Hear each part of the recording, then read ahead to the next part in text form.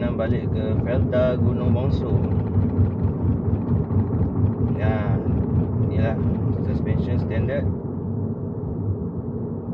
DT86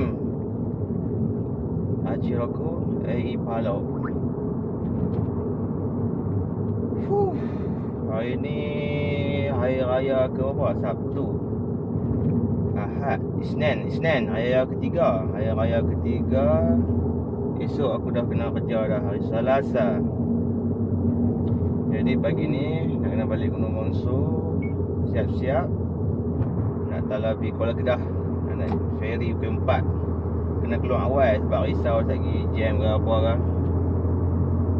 So kita kecut sikit lah. Belakang clear.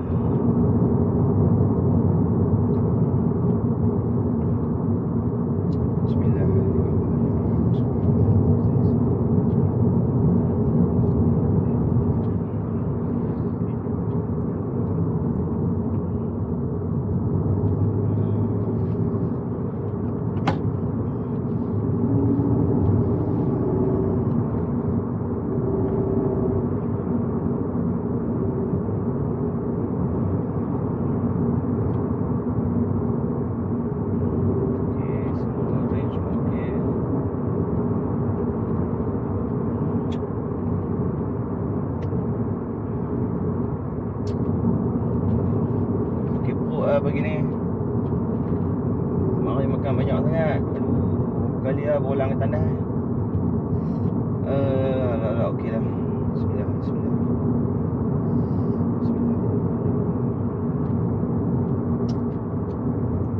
2 minit lah dah seminggu. Ikut ni belakang kereta orang.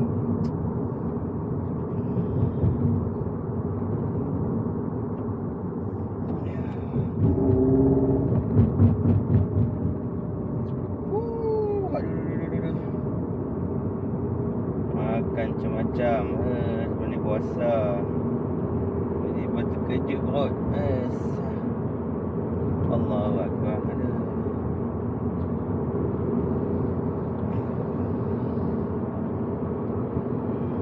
Nampak elok tak? Clear kan?